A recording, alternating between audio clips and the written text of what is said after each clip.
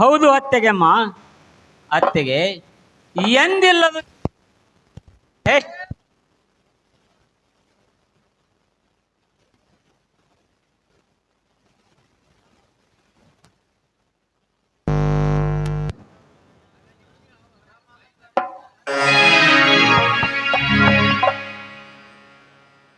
ಅತ್ತೆಗೆ ಎಂದಿಲ್ಲದು ಇಂದು ಈ ಮನೆ ಎಷ್ಟೊಂದು ತಳತಳ ಹೊಳೆಯುತ್ತಿದೆಯಲ್ಲ. ಇಂದು ಯಾರಾದರೂ ಸಂಬಂಧಿಕರು ಬರುವರೇನಮ್ಮ ನಮ್ಮ ಮನೆಗೆ? ಹಾಗೇನಿಲ್ಲಪ್ಪ, ಗೌರಿ ಹುಣ್ಣಿಮೆ ತಾನೆ, ಏನು ಹೆಣ್ಣು ಮಕ್ಕಳಿಗೆ ಹರುಷದ ಶುಭ ದಿನ. ಅದಕ್ಕೆ ಸ್ವಲ್ಪ ಮನೆಗೆ ಸುಣ್ಣ ಬಣ್ಣ ಮಾಡಿಸಿದೀವಿ ಅಷ್ಟೇ. ಹೌದು ಅತ್ತೆಗಮ್ಮ, ಗೌರಿ ಹುಣ್ಣಿಮೆ ಅಂದರೆ ಹೆಣ್ಣು ಮಕ್ಕಳಿಗೆ ತುಂಬಾ ಇಷ್ಟವಾದ ಹಬ್ಬ ಅಲ್ಲವೇ ಅತ್ತೆಗಮ್ಮ? ಹೌದಪ್ಪ, ಹೆಣ್ಣು ಮಕ್ಕಳಿಗೆ ಇಷ್ಟವಾದ ಹಬ್ಬನೇ. ಅದೆಲ್ಲ ಬಿಡು, ತುಂಬಾ ಮಾತಾಡ್ತಿದ್ಯಾ, ಏನಾದ್ರೂ ವಿಶೇಷ? ಏನದು? ಅತ್ತೆಗಮ್ಮ, ನೀವು ಏನು ತಪ್ಪ ತಿಳಿದುಕೊಳ್ಳದಿದ್ದರೆ ಈ ಕಂದನಿಂದ ನಿಮ್ಮ ಮುಡಿಯಲ್ಲಿ ಒಂದು ಹೂವ ನುಡಿಸಬೇಕೆಂದಿರುವೆ, ನುಡಿಸಲೇನಮ್ಮ? ಆಯ್ತಪ್ಪ, ಅದಕ್ಕೇನಂತೆ. ನೋಡಪ್ಪ, ಮಗನ ಆಶೆಯನ್ನು ನೆರವೇರಿಸೋದು ತಾಯಿಯಾದವಳ ಧರ್ಮ. ಆಯ್ತು, ನಿನ್ನ ಇಚ್ಛೆ ಇದ್ದಂತೆ ಆಗ್ಲಿ, ಮುಡಿಸಪ್ಪ.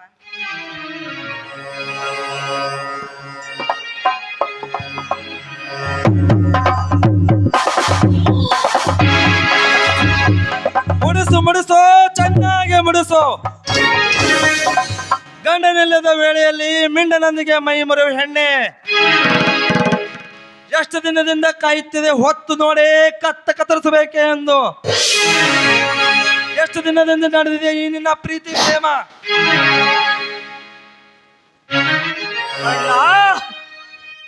ಎಂತ ಕೆಟ್ಟ ಮಾತುಗಳನ್ನು ಆಡುತ್ತಿರುವಿ ಅಣ್ಣ, ಕೆಟ್ಟ ಮಾತುಗಳನ್ನು ಕೇಳಲಾರೆ ಅಣ್ಣ, ಕೇಳಲಾರೆ ನಿನ್ನ ಕ್ರೂರ.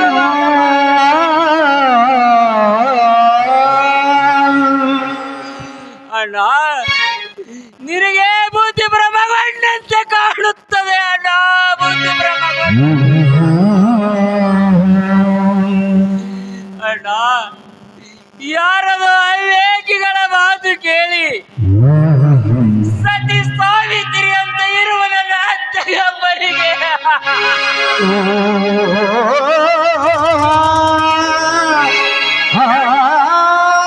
ಕೆಟ್ಟ ಮಾತುಗಳನ್ನು ಆಡಬೇಡಣ್ಣ, ಕೆಟ್ಟ ಮಾತುಗಳನ್ನು.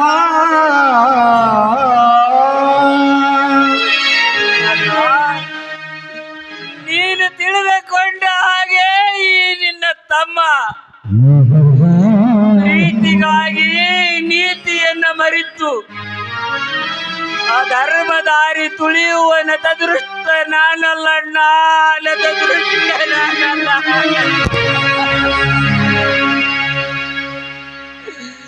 ಅಣ್ಣ, ನಿನ್ನ ಕಾಲಿಗೆ ಬಿದ್ದ ಬೇಡಿಕೊಳ್ಳುವೆ, ದಯವಿಟ್ಟು ನನ್ನ ಮಾತನ್ನು ನಂಬು ಅಣ್ಣ, ನನ್ನ ಮಾತನ್ನು.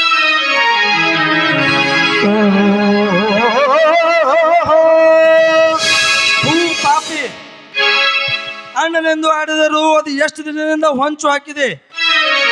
ಈ ಶಂಕರ ನಡೆಯಲ್ಲಿ ಕೈ ಹಾಕಿ ಅಂಜಲು ಮಾಡಬೇಕೆ ಎಂದು ಒಡ ಹುಟ್ಟಿದ ತಮ್ಮನೆಂದು ನಂಬಿದಕ್ಕೆ ತಕ್ಕ ಪಾಠ ಕಲಿಸಿಬಿಟ್ಟೆ ನೀನು.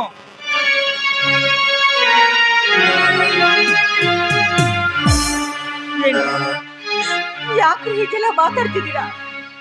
ದಯವಿಟ್ಟು ಈ ರೀತಿ ಅವಾಚ್ಯವಾದ ಶಬ್ದಗಳು ನುಡಿಯಬೇಡ್ರಿ. ನನ್ನ ಮೈದಿನಲ್ಲರಿ ಅವನು, ನನ್ನ ಮಗ ರೀ, ನನ್ನ ಮಗ. ಹೌದು, ಜನಗಳ ಮುಂದೆ ತಾಯಿ ಮಗ, ಒಳಗಡೆ ಪ್ರೇಮಿಗಳು. ಎಷ್ಟು ದಿನದಿಂದ ನಡೆದಿತ್ತೋ ಈ ನಿಮ್ಮ ಮಿಂಚಿನ ಸಂಚು? ಯಾರು ಸಿಗ್ಲೇ ಇಲ್ವೇನೆ ನಿನಗೆ ಆಸೆ ಪಡೋಕೆ? ನನ್ನ ಗಂಡನೇ ಆಗ್ಬೇಕಾಗಿತ್ತೇನು?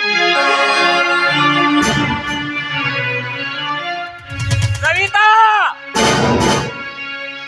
ಅತ್ತೆಗೆ ನಿನ್ನ ಹಾಗೆ ಒಂದ ಹೆಣ್ಣು ಅನ್ನುವುದನ್ನು ಮರೆಯಬೇಡ. ನೀವು ತಿಳಿದುಕೊಂಡ ಹಾಗೆ ಅತ್ತೆಗೆ ಮೈ ಮಾರಿಕೊಳ್ಳುವ ಹೆಣ್ಣಲ್ಲ. ಯಾರು ಇಲ್ಲದ ಸಮಯದಲ್ಲಿ ಒಬ್ಬರಿಗೊಬ್ಬರು ಅಪ್ಪಿಕೊಂಡು ನಿಂತವರು ಯಾರು? ಉಯಾಲಿ ಆಡುತ್ತಾ ಮುಡಿಯಲ್ಲಿ ಹೂವನ್ನು ಮುಡಿಸಿಕೊಂಡವ್ರು ಯಾರು? ಅವಳ ಇವಳ? ನೋಡಿ, ನೀವು ಹೇಳುವ ಮಾತು ನಿಜ. ನೋಡಿ, ನಾನು ಯಾವತ್ತೂ ಆ ದೃಷ್ಟಿಯಿಂದ ಅವನನ್ನು ನೋಡಿಲ್ಲ, ಅವನು ಕೂಡ ಯಾವತ್ತೂ ನನಗೆ ಆ ದೃಷ್ಟಿಯಿಂದ ನೋಡಿಲ್ಲ.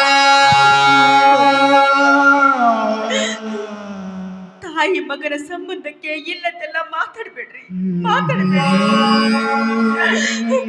ನಾನು ಪ್ರೇಮದಿಂದ ನೋಡಿದ್ದೀನಿ, ಅದು ಕಾಮದ ಪ್ರೇಮವಲ್ಲ, ತಾಯಿಯ ಪ್ರೇಮ ರೀ, ತಾಯಿಯ ಪ್ರೇಮ.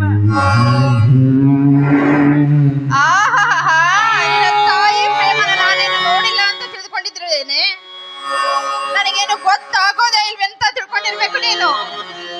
ಯಾರು ಇಲ್ದಾಗ ನೀವಿಬ್ರು ಚಕ್ಕಂದ ಆಡೋದನ್ನ ಅಲ್ಲ, ನನ್ನ ಗಂಡ ಮಲಗಿದಾಗ ಬರೀ ನೀನು ಕೂಗಿದ್ರೆ ಸಾಕು ಅತ್ತಿಗೆ ಅಂತ ಓಡಿ ಬರ್ತಾನಲ್ಲ, ಇದಕ್ಕಿಂತ ಬೇಕೇನೆ?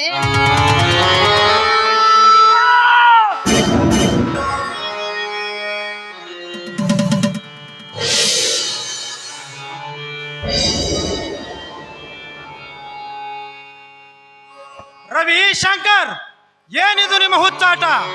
ದಿನಾಲು ಸಂತೋಷದಿಂದ ನಗು ನಗುತ್ತಿದ್ದವರು ಇಂದು ಎಲ್ಲರೂ ವಿಚಿತ್ರವಾಗಿರುವರಲ್ಲ, ಏನಾಗಿದೆ ನಿಮಗೆಲ್ಲ? ಅಪ್ಪ, ಅದನ್ನು ಮಾತ್ರ ನೀವು ಕೇಳಬೇಡ್ರಿ. ಅಂತ ಹೊಲಸು ಶಬ್ದಗಳನ್ನು ನಿಮ್ಮಂತ ಕಿವಿ ಮೇಲೆ ಬೀಳಬಾರ್ದಪ್ಪ, ಬೀಳಬಾರದು. ಹೀಗೆ ಮಾತನಾಡಿದರೆ ನನಗೆ ಹೇಗೆ ತಿಳಿಯಬೇಕು? ಮಾವನವ್ರೆ, ಅದನ್ನ ನಾನು ಹೇಳ್ತಾ ಇದ್ದೇನೆ.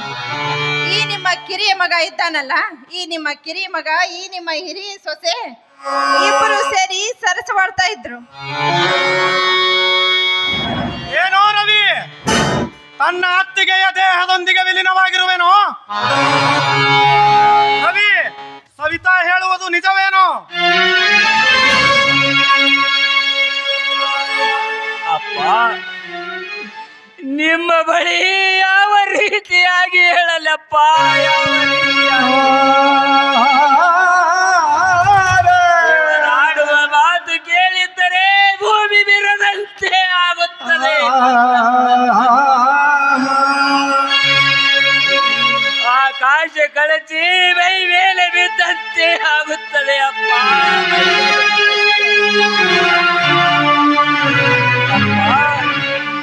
ಇವರು ತಿಳಿದುಕೊಂಡ ಹಾಗೆ ಅತ್ತಗಮ್ಮ ನಾನು ತಾಯಿ ಮಗನಂತೆ ಇದ್ದೇವೆ ಹೊರತು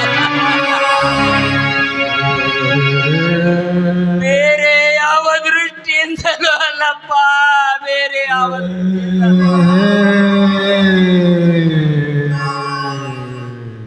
ಹೌದು ಮಾವ, ಹೌದು ಮಾವ, ನಾನು ಯಾವತ್ತೂ ಆ ದೃಷ್ಟಿಯಿಂದ ನೋಡಿಲ್ಲ ಮಾವ, ಯಾವ ದೃಷ್ಟಿಯಿಂದ ನೋಡಿಲ್ಲ ಮಾವ.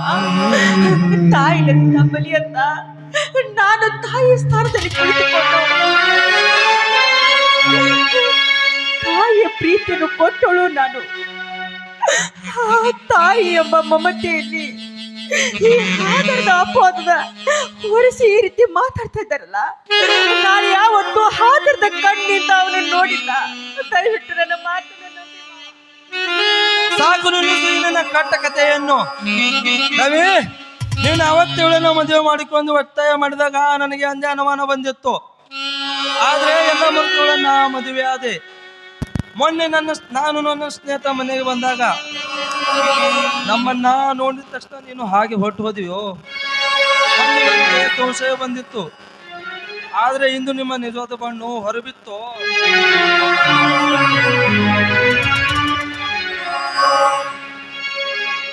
ಹೂ ಬಣ್ಣದ ಹೆಣ್ಣೆ, ಎಷ್ಟು ದಿನದಿಂದ ಕಾಯುತ್ತಿದ್ದೆ ನನ್ನ ಮನೆಯ ಮರ್ಯಾದೆ ಬೀದಿ ಪಾಲು ಮಾಡಬೇಕೆಂದು. ಶಂಕರ್, ನಿನಗಂದೇ ಹೇಳಿದೆ ಈ ದರಿದ್ರ ಹೆಣ್ಣಿನ ಕೈ ಹಿಡಿಯಬೇಡವೆಂದು. ಆದ್ರೂ ನೀನು ನನ್ನ ಮಾತು ಕೇಳಲಿಲ್ಲ. ಈಗಲಾದರೂ ಬುದ್ಧಿ ಬಂದಿದ್ದೆ ಈ ದ್ರೋಹಿ ಮಾತನ್ನ ಕೇಳಿದ್ದಕ್ಕೆ. ಹೌದು ಹೌದು ಮಾವ, ನಾನು ದರಿದ್ರದವಳು, ನಾನು ತುಂಬಾ ಕೆಟ್ಟವಳು. ಯಾಕಂದ್ರೆ ನಾನು ಬಡತನದ ಮನೆಯಿಂದ ಬಂದವಳು ತಾನೆ. ಅದಕ್ಕಾಗಿ ಈ ಬಾಯಿ ಬಂದಾಗೆ ಮಾತಾಡ್ತಿದ್ದೀರಾ ನೀವು? ಯಾರು ನನ್ನ ಮಾತನ್ನೇ ನಂಬ್ತಾ ಇಲ್ಲ. ಯಾರು ತಪ್ಪು ಮಾಡಿಲ್ಲ. ತಾಯಿಯ ಮಮತೆಯನ್ನು ಅರ್ಥ ಮಾಡಿಕೊಳ್ಳಿ. ಅದನ್ನು ಬಿಟ್ಟು ಈ ರೀತಿ ಬಾಯಿ ಬಂದಾಗೆ ಮಾತನಾಡಬೇಡಿ. ಯಾವತ್ತೂ ತಪ್ಪು ಮಾರ್ಗದಲ್ಲಿ ನಡೆಯುಳಲ್ಲ ನಾನು. ಹೇಳುದು ಸತ್ಯ. ದಯವಿಟ್ಟು ನನ್ನ ಮಾತನ್ನು ನಂಬಿ. ಬೀದಿಯಲ್ಲಿ ಬೆಳೆದ ನಾಯಿ ನನಗೆ ಬುದ್ಧಿ ಹೇಳಲು ಬರುವೆಯಾ? ಅಪ್ಪ,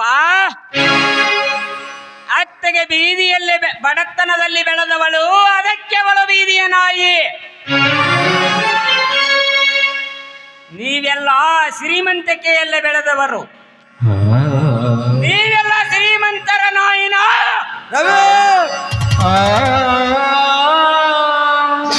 ಅಪ್ಪನಿಗೆ ಯಾವ ಕಷ್ಟವನ್ನು ಆಗುತ್ತದೆ, ಬಾಯಿಲಿರುವ ಹಲ್ಲು ಉದುರಿಸಬೇಕಾಗುತ್ತದೆ. ಈ ಎತ್ತರ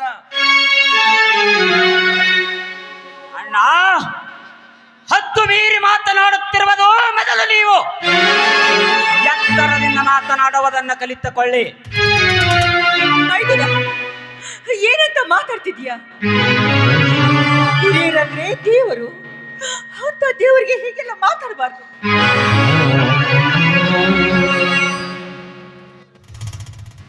ಅಯ್ಯಯ್ಯೋ, ದೇವ್ರು ಯಾರಮ್ಮ ನಿನಗೆ ದೇವ್ರು? ಇಲ್ಲಿ ಮಾಡೋದೆಲ್ಲ ಅನೈತಿಕ ಸಂಬಂಧ, ಮಾತಾಡೋ ನೋಡಿದ್ರೆ ಎಂತೆಂತ ಮಾತುಗಳು.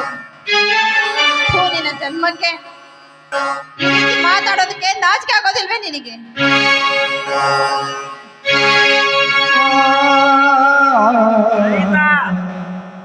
ಬರ್ತಾ ನಿನ್ನ ಬಾಯಿ ಬೀದಿ ಸೇರುತ್ತಾ ಇದೆ. ಇವರು ನನಗೆ ದೇವರೇ? ಇದುವರೆಗೆ ನನ್ನ ತಂದೆ ವಿಚಾರವಂತ. ಈ ಮನೆಯ ಮರ್ಯಾದೆ ಗೋಪುರ ಅಂತ ತಿಳಿದಿದೆ. ಆದರೆ ಮನೆಗೆ ಅರಸನಾಗಿರುವ ಇವರು ಎರಡು ಕಂಬದಲ್ಲಿ ಒಂದಕ್ಕೆ ಸುಣ್ಣ, ಇನ್ನೊಂದಕ್ಕೆ ಬಣ್ಣ ಬಡಿಸುವ ಇವರು ದೇವರೇ?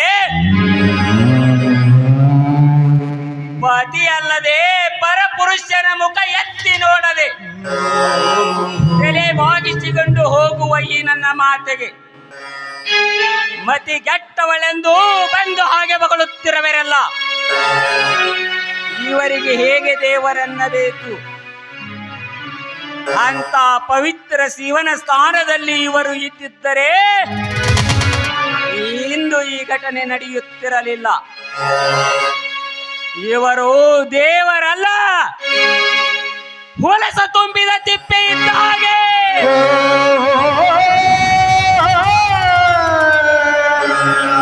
ಹೆತ್ತ ತಂದೆಗೆ ತಿಪ್ಪೆ ಅನ್ನುವೇನೋ ಮೂರ್ಖ? ಶಂಕರ್, ಇನ್ನು ಏನು ನೋಡುತ್ತಿರುವೆ? 4 ಬಾರಿ ಸುಬಾಸುಂಡೆ ಬರುವ ಹಾಗೆ ಮಗನಿಗೆ ನಾ ಹಾಕಿದ್ದನ್ನು ತಿಂದು ಕೊಬ್ಬು ಬಂದೈತಿ ಕಾಣಿಸ್ತ. ಮಗ ಹೇಳಾಕ ನಾನು ತಲೆ ಬಾಗಿಸಿಕೊಂಡು ಹೋಗುತ್ತಾಳಂತ. ತಲೆ ಬಾಗಿಸಿಕೊಂಡು ಹೋಗವರೆಲ್ಲರಿಗೂ ಶೀಲವತಿಯರನ್ನ ಬೇಕೇನೋ? ಬೇಕುಪ್ಪ. ಹಾಗಾದ್ರೆ ನಾವು ನಡತೆ ಕೆಟ್ಟವರು ಅಂತ ತಿಳ್ಕೊಂಡಿದೀಯಾ? ಹೇಗೆ ಹೇಳಬೇಕು? ಒತ್ತದೆ ಎಂದು ಹೇಳಿಕೊಳ್ಳುತ್ತಿದ್ದೆ. ನೀನೇ ದಾರಿ ತಪ್ಪಿರುವಾಗ ಯಾರು ಶೀಲವತಿಯರು, ಯಾರು ನರ್ತಗೆಟ್ಟವರು ಅನ್ನೋದು ಹೇಳೋದಕ್ಕೆ ಆಗೋದಿಲ್ಲ ಇಂದಿನ ಈ ಪ್ರಪಂಚದಲ್ಲಿ. ಮಂಗಳ, ನಿನ್ನ ಈ ಹೊಲಸು ಮುಖವನ್ನು ನನಗೆ ನೋಡೋದಕ್ಕೆ ಅಸಹ್ಯ ಆಗುತ್ತದೆ. ಒಂದು ಕ್ಷಣ ನಿಲ್ಲದೆ ನೀನು ಇಲ್ಲಿಂದ ಹೊರಟು ಹೋಗು. ಅಣ್ಣ, ಅತ್ತಿಗೆ ಮನು ಹೊರ ಹಾಕುವುದಕ್ಕೆ ನಿನ್ನಿಂದ ಯಾರಿಂದಲೂ ಸಾಧ್ಯವಿಲ್ಲ. ಏಕೆ ಸಾಧ್ಯವಿಲ್ಲ? ಅನಾಥ ಕತ್ತಗೆ ಹಾಳು ಗೋಡಿನ ನೆರಳಂತೆ, ಬಿಡಾಡಿ ನಾಯಿಗೆ ಗಟಾರದ ನೀರೇ ಗತಿಯಂತೆ, ಕಾಡಿನ ಕಾಗೆಗೆ ತಿಪ್ಪೆ ಅಂಜಲು ಗತಿಯಂತೆ, ಮತಿಗಟ್ಟ ಇಂಥ ಹೆಣ್ಣಿಗೆ ಬೀದಿನೇ ವಾಸಿ. ಶಂಕರ್, ಇನ್ನು ಏನು ನೋಡುತ್ತಿರುವೆ? ಮೊದಲು ಹೊರ ಹಾಕು. ಇಂಥ ಹೆಣ್ಣು ನಮ್ಮ ಮನೆಯಲ್ಲಿದ್ದರೆ ಊರೇ ಹಾಳಾದಿತ್ತು. ಚಂಡಿಗೆ ಕೈ ಕೊಟ್ಟು ಹೊರ ಹಾಕು. ಇನ್ನು ಏನು ನೋಡ್ತಾ ಇರುವೆ? ಮೊದಲು ಇಲ್ಲಿಂದ ಹೊರಹೊಮ್ಮನೆ. ಕುಣಿಸೋನುವಲ್ಲಿ ಕುಂತವನಿನಾಗೆ ಕುಣಿಯರು ನಾವು. ತಂಗಿ ಮಂಗಳ, ಏನಮ್ಮ ಇದು ವಿಚಿತ್ರ ನೋಟ? ಮಾಮ, ಯಾವ ಅಪರಾಧ ಕೈದಿರುವಳನ್ನು ಇವಳನ್ನು ಮನೆಯಿಂದ ಹೊರ ಹಾಕುತ್ತಿರುವೆ? ಓ ರಾಜೇಶ್, ಬಾ, ಒಳ್ಳೆ ಸಮಯಕ್ಕೆ ಬಂದಿರುವೆ. ಹೌದು, ನಿನ್ನ ತಂಗಿಯನ್ನು ಹೊರ ಹಾಕಲು ಕಾರಣ ಕೇಳಿದೆಯಲ್ಲ, ಅದನ್ನು ನಿನ್ನ ತಂಗಿಯ ಬಾಯಿಂದಲೇ ಕೇಳು. ಅವಳೇ ಹೇಳುತ್ತಾಳೆ ಏನಂತ. ಅವಳು ಹೇಗೆ ಹೇಳುತ್ತಾಳೆ? ನೋಡು ರಾಜೇಶ್, ನಿನ್ನ ತಂಗಿಯನ್ನು ನನ್ನ ಮನೆಯ ಸೊಸೆಯಾಗಿ ನಾನು ಇಟ್ಟುಕೊಳ್ಳುವುದಿಲ್ಲ. ಏಕೆಂದರೆ ನಿನ್ನ ತಂಗಿ ಈಗ ಹಾದರ ಮಾಡಿದ್ದಾಳೆ. ನನ್ನ ತಂಗಿಯ ಶೀಲದ ಬಗ್ಗೆ ಅಷ್ಟೊಂದು ಕೀಳಾಗಿ ಮಾತನಾಡಿದರೆ ಒಳ್ಳೇದಾಗುವುದಿಲ್ಲ. ನನ್ನ ತಂಗಿ ಬಡತನದಲ್ಲಿ ಹುಟ್ಟಿ ಕಷ್ಟ ಸೋಸಿ ಈ ಮನೆಗೆ ಸೊಸೆಯಾಗಿ ಬಂದಿದ್ದಳವಿನ ಶೀಲವನ್ನು ಕಳೆದುಕೊಂಡುವಂತ ಹೆಣ್ಣಲ್ಲ. ಯಾರದೋ ಕುತಂತ್ರ ನಡೆದಿರಬೇಕು.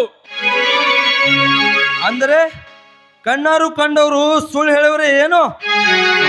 ಯಾರು ಕಂಡಿದ್ದಾರೆ? ನಾನು ಕಂಡಿದ್ದೇನೆ.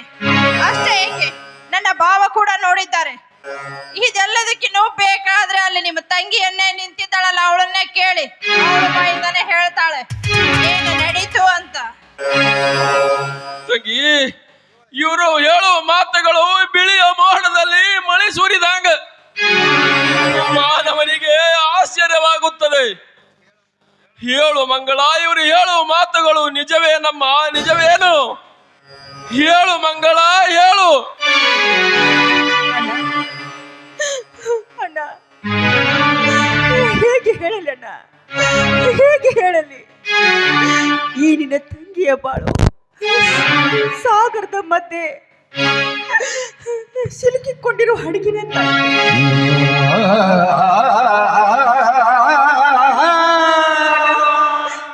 ನನ್ನ ಮೈದಿನ ಗುಣ ಎಂಥದಂತ ನಿನಗೆ ಚೆನ್ನಾಗಿ ಗೊತ್ತು ತಾನೆ. ಅದು ಹೋಗ್ಲಿ ಬಿಡು. ಚಿಕ್ಕಂದಿನಿಂದ ತಂದೆ ತಾಯಿ ನೀನಾಗಿ ನನಗೆ ಸಾಕಿದೀಯಾ, ಸಲುವಿದೀಯಾ. ನಿನ್ನ ಕೈ ತೊಟ್ಟು ನಾನು ಬೆಳೆದಿದ್ದೀನಿ. ಇವರೆಲ್ಲರೂ ಹೇಳ್ತಾ ಇದ್ದಾರೆ ನಾನು ಆದರ ಮಾಡಿದ್ದೀನಿ ಅಂತ. ಅಣ್ಣ, ನಾನು ಅಂತೋಳಿನಣ್ಣ. ನಾನು ನಿನ್ನ ತಂಗಿ, ನನ್ನ ಹೇಗಂತ ನಿನಗೆ ಗೊತ್ತಿಲ್ವೇನಣ್ಣ?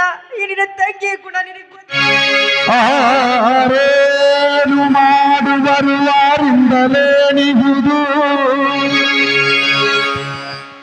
ಇಂದಿನ ಮನುಷ್ಯ ನಾಳೆ ಇರುವುದಿಲ್ಲ, ನಾಳೆಯ ಮನುಷ್ಯ ಇನ್ನೊಂದು ದಿನ ಇರುವುದಿಲ್ಲ.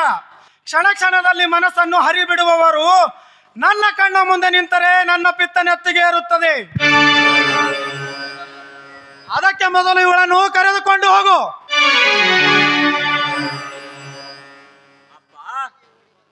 ಅತ್ತಗೆ ಓಡಿ ಬಂದು ಮನೆ ಸೇರಿದವಳಲ್ಲ, ಅವಳನ್ನು ಹೊರ ಹಾಕುವುದಕ್ಕೆ. ಅಂದರೆ ಸಾವಿರಾರು ಜನರು ಎದುರಿಗೆ ಅಗ್ನಿಯ ಸಾಕ್ಷಿಯಾಗಿ ಸಪ್ತಪದಿ ತುಳಿದು ಗಾಳಿ ಕಟ್ಟಿಸಿಕೊಂಡು ಎದ್ದು ಈ ಮನೆಗೆ ಬಂದಳು. ಅಂದೇ ಮುಗಿಯುತ್ತವರ ಮನೆಯ ಸಂಬಂಧ. ಅಂದರೆ ಕೊಟ್ಟು ಹೆಣ್ಣು ಕುಲಕ್ಕೆ ಹೊರಗಂತೆ. ಮಂಗಳ, ನಾನಿನ್ನು ಬರುವೆ. ಆರೇನು ಮಾಡುವರು ಯಾರಿಂದಲೇನಿಹುದು. ಪೂರ್ವ ಜನ್ಮದ ಕರ್ಮ ವಿಧಿ ಬೆನ್ನ ಬಿಡದೋ.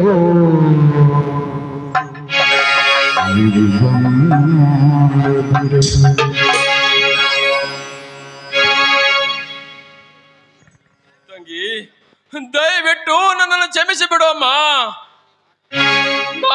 ನೀನೀಗ ಬೆಂಕಿ ಅರಳಿತಾ ಇರೋ ಹೂವು. ಬಂದ ಸಂಕಷ್ಟವನ್ನು ಧೈರ್ಯದಿಂದ ಎದುರಿಸಿ ಪರಿಮಳ ಚೆಲ್ಲಿಯೋ ಇಲ್ಲ ಬಾಡಿದ ಹೂವಾಗಿ ಕಸದ ಬುಟ್ಟಿಗೆ ಸೇರಿಯೋ, ಎಲ್ಲವೂ ನಿನ್ನನ್ನು ಬಿಟ್ಟಿದಮ್ಮ, ಎಲ್ಲವೂ ನಿನ್ನನ್ನು ಬಿಟ್ಟಿದ. ಕುಂತೇನ ಮ್ಯಾಗೆ ಕುಣಿಯಾರು ನಾವು ನಿಂತ್ಕೊಂಡ್ರೆ ಹ್ಯಾಂಗೆ ಬಿಡಿಯೇ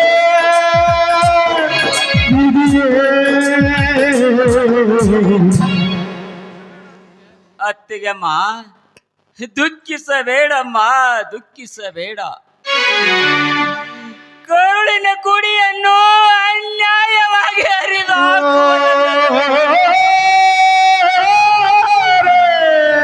ಬಾಯಿ ಮುಚ್ಚಿಕೊಂಡು ಹೋದನಲ್ಲ ಪಾಪಿ ನಿನ್ನ ಅಣ್ಣ. ಅವನಿಗೆ ನಿಜವಾಗಲು ನಿನ್ನ ರಕ್ತ ಸಂಬಂಧ ಗೊತ್ತಿದ್ದರೆ ನಿನಗೆ ಬಂದಿರುವ ಈ ಸಂಕಷ್ಟವನ್ನು ನಿವಾರಿಸಿಕೊಂಡು ಹೋಗುತ್ತಿದ್ದ. ಪಾಪ, ಅವನಿಗೇನು ಗೊತ್ತು ನಿನ್ನ ಹೃದಯದಲ್ಲಿರುವ ಸಂಕಷ್ಟ. ಲೇ ಕರುಳಿನ ಕರುಣಾಮಯಿ, ಮೊದಲು ನೀನು ಹೇಗೆ ಬದುಕಬೇಕೆಂಬುದು ತಿಳಿದುಕೋ. ನೋಡು ಮಂಗಳ, ನಿನಗಿಲ್ಲಿ ಯಾರು ಗತಿ ಇಲ್ಲ. ಗತಿ ಇಲ್ಲದ ಗತಿಗೇಡಿ ಹಣ್ಣು ನೀನು. ನಿನಗೆ ಬೀದಿನೇ ವಾಸಿ. ಹೊರಗೆ ಹೋಗು. ಮಾವ, ದಯವಿಟ್ಟು ಇಂಥ ನಿರ್ಧಾರ ಮಾಡಬೇಡಿ. ನಿಮ್ಮ ಕೈ ಮುಗಿತೀನಿ. ನೀವು ನನಗೆ ಈ ಮನೆ ಸೊಸೆಯಾಗಿ ಸ್ವೀಕಾರ ಮಾಡದಿದ್ರು ಪರವಾಗಿಲ್ಲ. ಎಲ್ಲಿಯಾದ್ರೂ ಮೂಲೆಯಲ್ಲಿ ನಿಮ್ಮ ದಾಸಿಯಾಗಿರ್ತೀನಿ. ಮನೆಯಿಂದ ಹೊರಟು ಹೋಗಂತ ಮಾತ್ರ ಹೇಳಿಬೇಡಿ.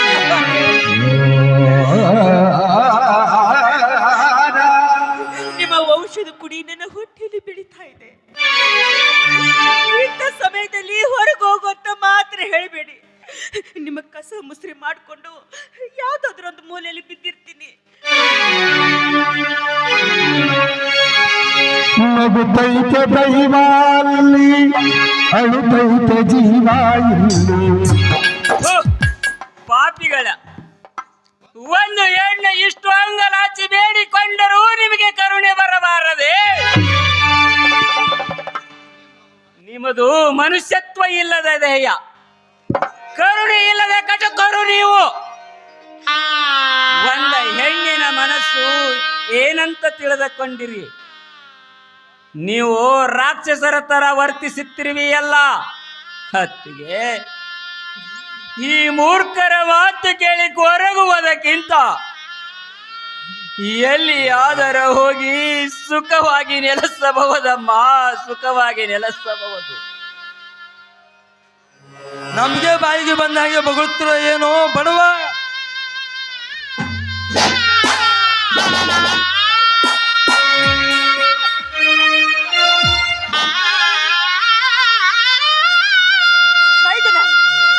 ಏನು ಏನ್ ಮಾಡ್ತಿದ್ಯಾ ನೀನು? ನನ್ನ ಕಣ್ಣೆದುರಿಗೆ ನನ್ನ ಪತಿ ದೇವ್ರನನ್ನು ಕೈ ಮಾಡ್ತಿದ್ಯಾ? ನೀನ್ಯಾರೋ ಕೈ ಮಾಡೋದಕ್ಕೆ? ಅನ್ನು ಅತ್ತಿಗೆ, ಅನ್ನು. ಬೇಕಾದರೆ ನೀನು ನನ್ನನ್ನು ಹೊಡೆ. ಆದರೆ ಇಂಥ ದೇವತೆಗೆ ಆಡಬಾರದ ಮಾತುಗಳನ್ನು ಆಡುತ್ತಿರುವವರು, ಅದನ್ನು ಕೇಳಿ ನಾನು ಹೇಗೆ ಸುಮ್ಮನಿರಲಿ ಅಮ್ಮ, ಹೇಗೆ ಸುಮ್ಮನಿರಲಿ?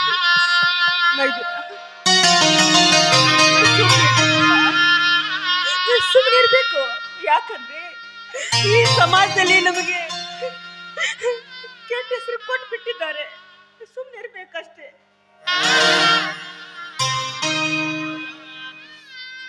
ಸಮಾಜ ಸಮಾಜ ಸಮಾಜ ಸಮಾಜ ಎಲ್ಲಿದೆ ಹಾಳು ಸಮಾಜ?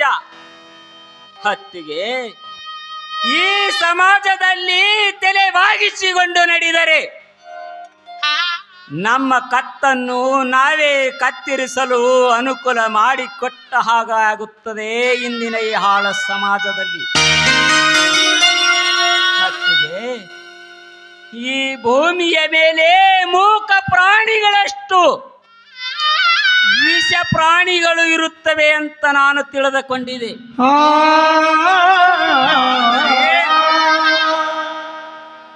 ಆದರೆ ಅವುಗಳನ್ನು ಮೀರುವಂತ ಈ ಮಾನವ ಎಂಬ ದುಷ್ಟ ಪ್ರಾಣಿಗಳು ತುಂಬಿಕೊಂಡಿದ್ದವೇ ಹಾಳು ಸಮಾಜದಲ್ಲಿ. ಮೈದುನ, ಬೇಡಪ್ಪ, ಬೇಡವೋ. ಈ ಸಮಾಜಕ್ಕೆ ಈ ರೀತಿ ಅವಾಚ್ಯವಾದ ನುಡಿಗಳನ್ನು ನುಡಿಬೇಡಪ್ಪ. ಈ ಸಮಾಜದಲ್ಲಿ ಹೇಗಿದ್ರು ಒಂದು ಮಾತಾಡ್ಕೋತಾರೆ, ಅದೆಲ್ಲ ತಲೆ ಕೊಡಬಾರ್ದು. ಹಿಂದೆ ರಾಮಾಯಣದಲ್ಲಿ ಒಂದು ಘಟನೆ ನಡೀತಲ್ಲ, ಅದು ನೆನಪಿಸಿಕೋ. ಪವಿತ್ರ ಸೀತಾ ಮಾತೆ ಮೇಲೆ ಯಾರೋ ಒಬ್ಬ ಅಗಸನ ಮಾತು ಕೇಳಿ ಶ್ರೀರಾಮಚಂದ್ರ ಅನುಮಾನದಿಂದ ನೋಡಿದ್ನಂತೆ. ಅಂಥವರಿಗೆ ಅಂತ ಅಪವಾದ ತಪ್ಪಿಲ್ಲ ಅಂದಮೇಲೆ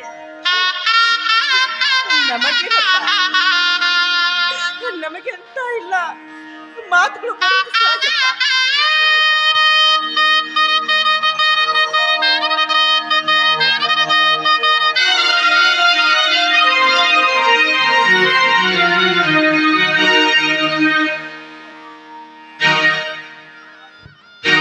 ಸಾಕು ನಿಲ್ಲಿಸಿ ನಿಮ್ಮ ಹಾಳು ಪುರಾಣವನ್ನು.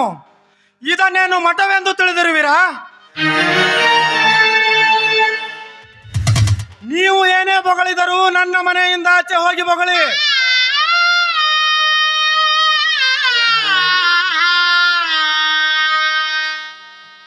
ಬಿರುಗಾಳಿ ಇದನ್ನು ತಡೆಯುವ ಶಕ್ತಿ ನನ್ನಿಂದ ಸಾಧ್ಯವಿಲ್ಲ ಸಾಹುಕಾರ. ಮಂಗಳಮ್ಮ ಅವರ ಕಣ್ಣಲ್ಲಿ ನೀರು ಎತ್ತಕ್ಕಿ ಕಣ್ಣಲ್ಲಿ ಏನಾದರೂ ಹಳ್ಳಿಗಳಿ ಬಿದ್ದೈತೆ ನಾವು ಆತಾಯಿ. ಅದನ್ನು ಆಮೇಲೆ ಹೇಳುವೆ. ಮೊದಲು ಇವಳನ್ನ ಇಲ್ಲಿಂದ ಹೊರ ಹಾಕು ನೀನು.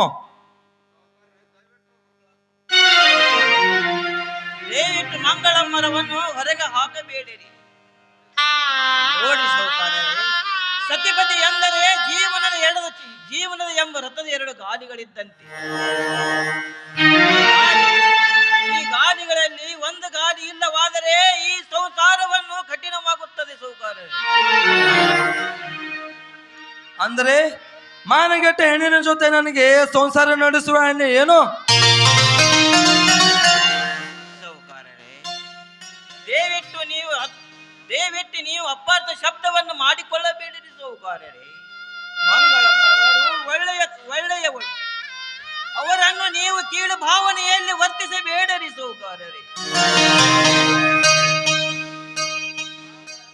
ಮಹಾಭಾರತದಲ್ಲಿ ರಾಮಾಯಣದಲ್ಲಿ ಸೀತಾದೇವಿಯ ಕಣ್ಣೀರು ಹಾಕಿದರೆ ಇಡೀ ಲಂಕವನ್ನು ಸುಟ್ಟು ಭಸ್ಮ ನಾಶವಾಗಿ ಹೋಯಿತು. ಮಹಾಭಾರತದಲ್ಲಿ ದ್ರೌಪದಿಯ ಕಣ್ಣೀರು ಹಾಕಿದರೆ ಇಡೀ ಲಂಕ ಗೌರವರ ಅಂಶವನ್ನು ಸುಟ್ಟು ಭಸ್ಮ ನಾಶವಾಗಿ. ಮಂಗಳಮ್ಮರವನ್ನು ಹೊರಗೆ ಹಾಕಿದರೆ ನಿಮ್ಮ ಸಂಸಾರಕ್ಕೆ ಗುರಿಯಾಗುತ್ತದೆ. ಸಾಕು ನಿಲ್ಲಿಸಿ ನಿನ್ನ ಕೊಟ್ಟು ವೇದಾಂತ. ಕಾಗೆಗೆ ಹಿರಿತನ ಕೊಟ್ಟರೆ ಕಚೇರಿ ತುಂಬಾ ಅದನ್ನೇ ಮಾಡಿದಂತೆ. ಏನೋ ಹೇಳಿದ್ದು ಕೇಳಿಕೊಂಡು ಬಿದ್ದಿರುತ್ತಾನೆಂದರೆ ನಮ್ಮ ಸಂಸಾರದಲ್ಲಿ ಹಿರಿತನ ಮಾಡಲು ಬರುವೆಯಾ? ಸುಮ್ಮನೆ ಬಾಯಿ ಮುಚ್ಚಿಕೊಂಡು ಬಿದ್ದಿರು. ಸಾಹುಕಾರರೇ, ಇದು ಹಿರಿತನವಲ್ಲ, ಈಗ ಮನೆಯ ಮಾನವನ್ನ ಉಳಿಸಬೇಕಂತ ನಾನು ನಿಮಗೆ ಕೇಳಿದ್ದೆ. ಅದು ನಮಗೂ ಗೊತ್ತು ತಿಪ್ಪೇಶ್. ನೀನು ಸುಮ್ಮನೆ ಇರು. ಮಂಗಳ, ನೀನಾಗೆ ಹೊರ ಹೋಗ್ತೀಯೋ ಇಲ್ಲ ಎರಡು ಒತ್ತು ಹೊರ ಹಾಕಲಿ ಇಲ್ಲಿಂದ.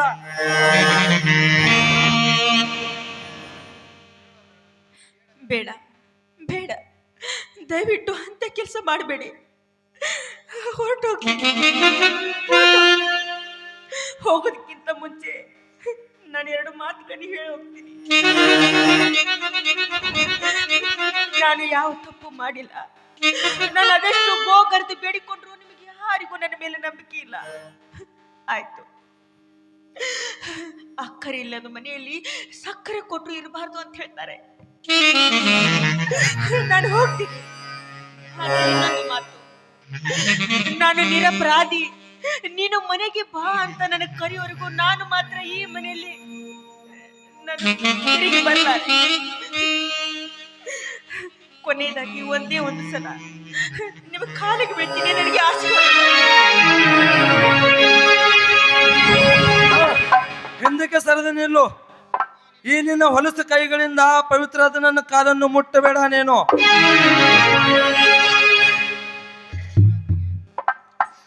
ನಿಲ್ಲು ಅತ್ತೆಗೆ, ನಿಲ್ಲು.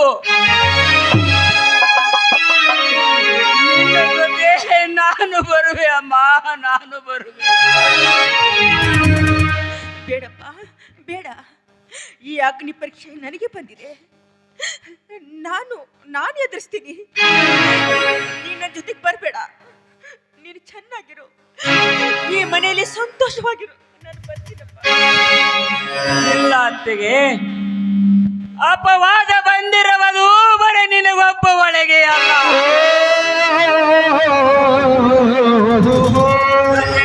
ನನಗೂ ಬಂದಿದೆ. ಅತ್ತೆಗೆ, ನಿನಗೆ ಬಂದಿರುವ ಈ ಅಗ್ನಿ ಪರೀಕ್ಷೆಯನ್ನು ನಾನು ಧೈರ್ಯದಿಂದ ಎದುರಿಸಿ ನಾವು ಎಂತವರು ಅಂತ ಈ ಸಮಾಜಕ್ಕೆ ಎತ್ತಿ ತೋರಿಸೋಣ. ನಡೆ ಅತ್ತೆಗೆ, ಇಲ್ಲಿ ಒಂದು ಕ್ಷಣ ನಿಲ್ಲುವುದು ಬೇಡ. ಹಂಗಿನ ಅರಮನೆಗಿಂತ ಬಿಂಗಡದ ಗುಡಿಲೇ ಸಂತ. ಬಾರಮ್ಮ. ಆಯ್ತಪ್ಪ, ನಡೆ. ತಿಪ್ಪೇಶ, ಈ ಮನೆಗೆ ಹಿರಿಯರಪ್ಪ ನೀವು.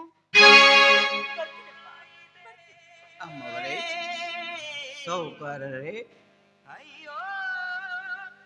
ಬೇಡ ಅತ್ತೆಗೆ, ನೀನು ಹೇಳುವುದು ಬೇಡ, ನಾನು ಕೇಳುವುದು ಬೇಡ.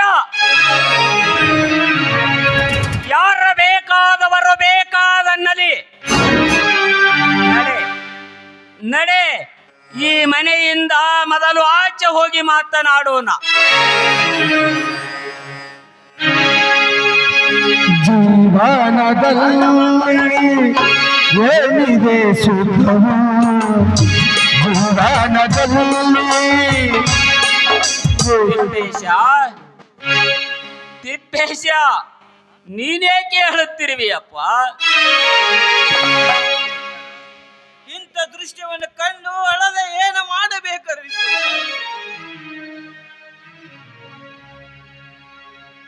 ಧೈರ್ಯ ತಂದಿಕೋ ತಿಪ್ಪೇಶಿ. ಸಮಯ ಬಂದಾಗ ಮತ್ತೆ ಒಂದಾಗಬಹುದು. ಅಣ್ಣ, ನಾನು ಹೋಗುವ ಮುನ್ನ ನಿನಗೊಂದು ಮಾತು ಹೇಳುವೆ, ನೆನಪಿನಲ್ಲಿ ಇಟ್ಟಿಕೋ. ಒಂದೇ ರಕ್ತ ಹಂಚಿಕೊಂಡು ನಿನ್ನ ಬೆನ್ನಿಂದ ಆದರ್ಶ ಸಹೋದರನಾಗಿ ಜನಿಸಿದೆ. ಆದರೆ ಇಂದು ನೀನು ಅನ್ಯರ ಮಾತು ಕೇಳಿವಿಯಲ್ಲ. ನಿನಗೆ ಸತ್ಯಾಂಶ ತಿಳಿದ ನಂತರ ಪಶ್ಚಾತ್ತಾಪಗೊಂಡು ರವಿ ಮಂಗಳ ಎಂದು ಬರುವೆ. ಈ ಮಾತನ್ನು ನೆನಪಿನಲ್ಲಿ ಇಟ್ಟಿಕೋ ಅಣ್ಣ, ನೆನಪಿನಲ್ಲಿ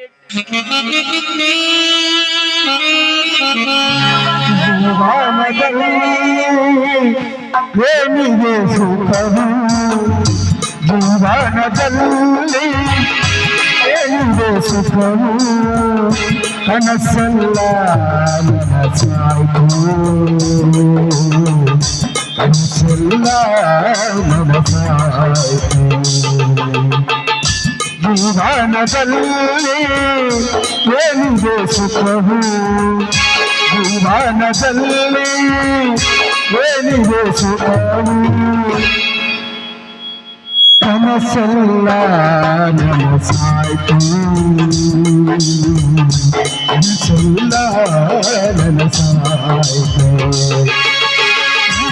ಬಾಳಲು ಶಾಂತಿಯಲ್ಲಿದೆ, ಬಾಳಲು ಶಾಂತಿಯಲ್ಲಿದೆ, ಗುರುಗಾಳಿಯೇ ಬೀಸಿದೆ.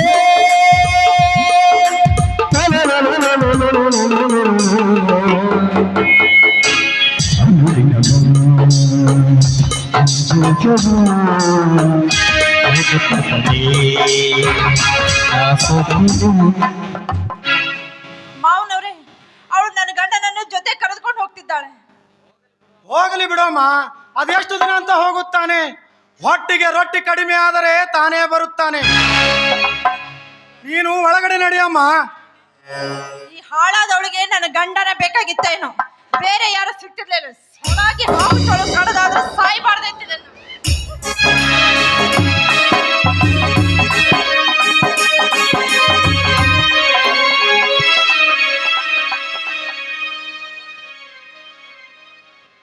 ಶಂಕರ್, ಹೀಗೇಕೆ ಮೌನವಾಗಿರುವೆ? ನೀನೇನು ಚಿಂತಿಸಬೇಡ. ನೀನು ಇನ್ನೊಂದು ಮದುವೆ ಆಗುತ್ತೇನೆ ಅಂದರೆ ನಿನಗೆ ಹೆಣ್ಣು ಕೊಡುವವರು ಸಾಕಷ್ಟು ಜನರಿದ್ದಾರೆ ಈ ಊರಲ್ಲಿ. ನೀನು ಒಳಗೆ ನಡಿ. ತಿಪ್ಪೇಶ್, ಏನು ನೋಡುತ್ತಿರುವೆ? ನಡಿ ಹೋಗೋಣ. ಸಾವುಕಾರರೇ, ಮನೆಯಲ್ಲಿ ಯಾರು ಇಲ್ಲ, ಮನೆಯಲ್ಲಿ ದೇವತೆ ಇಲ್ಲವಾದರೆ ನಮ್ಮದಾದರೆ ಏನಾಯಿತು ಸಾವುಕಾರರೇ? ಈ ತೆಗೆದುಕೊಳ್ಳರಿ ನಿಮ್ಮ ಪುಸ್ತಕವನ್ನು. ತಿಪ್ಪೇಶ್, ಹೋಗಬೇಡ, ನನ್ನ ಮಾತು ಕೇಳು. ಸಾವುಕಾರರೇ, ದಯವಿಟ್ಟು ನನ್ನನ್ನು ಕ್ಷಮಿಸಬೇಕು. ನಾನಿನ್ನು ಬರುತ್ತೇನೆ. ಹೋಗು ಹೋಗು, ನಿನಗೂ ನನ್ನನ್ನು ಬಿಟ್ಟರೆ ಗತಿನೇ ಇಲ್ಲ. ಶಂಕರ್, ನಡಿ ಹೋಗೋಣ.